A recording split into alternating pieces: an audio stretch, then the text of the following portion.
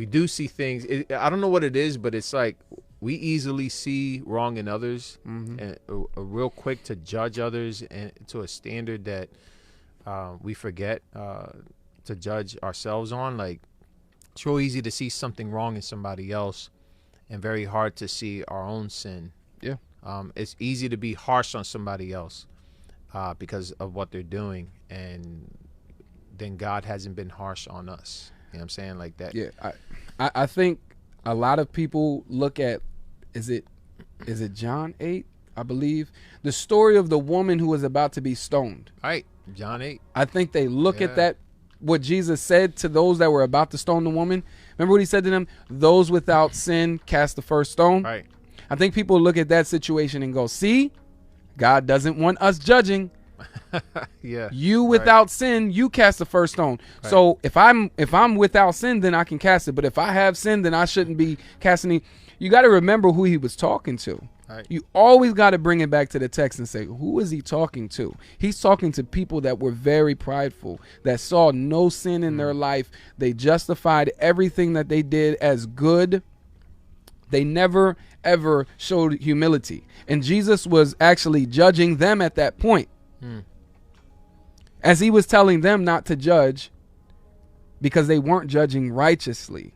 And that's the thing. When we're judging righteously, when we're judging with mercy and love from truth, we're not going to hear that statement from God. We're not going to hear that statement from Jesus telling us, if we're without sin, cast the first stone. But he was talking to a specific group of people. We cannot overgeneralize and use that statement for every little thing.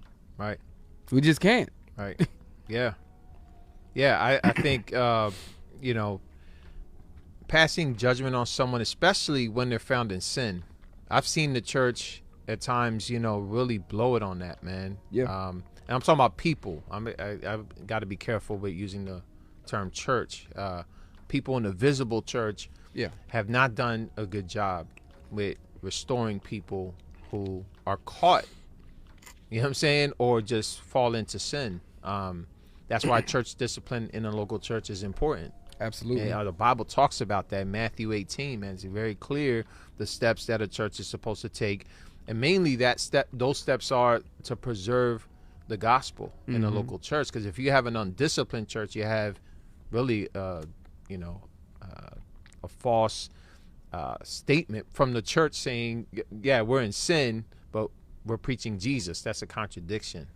Right. I think we need to do better with people who are struggling in their sin and are caught in sin. But scriptures talk about restoring them gently, being careful. Yeah. Wow. Yeah. So we're supposed to restore in gentleness. In gentleness, and it talks about being careful so that you yourself aren't tempted. That's important. That's important. How many times have we tried to help somebody with something and then ended up struggling with the same problem?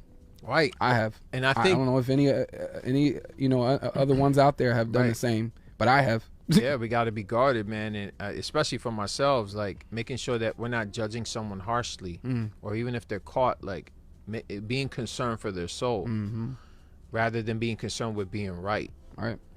Right. It's very similar to you taking care of somebody. If you're taking care of somebody that is sick, you want to guard yourself so that you don't catch the same sickness. Right. Right. My bad. I'm looking at the comments here. I missed somebody's comment before. Somebody was talking about thoughts. Okay. I can't pull it up for some reason. Yeah. So important. Daniel Rodriguez. So important to take our thoughts captive and make them obedient to Christ, who is truth.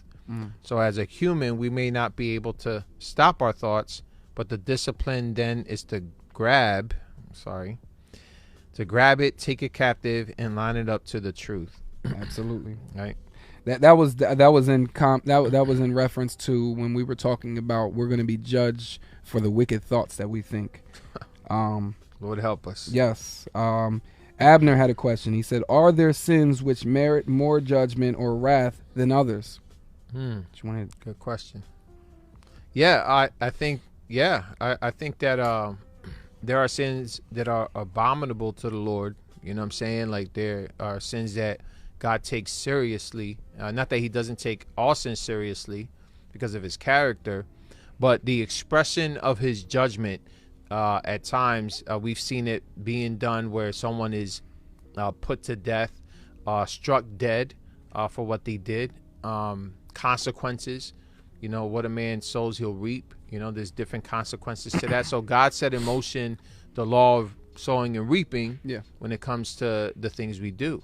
That's why Romans 2, it talks about how you're pretty much piling up God's judgment on you for judging wrong.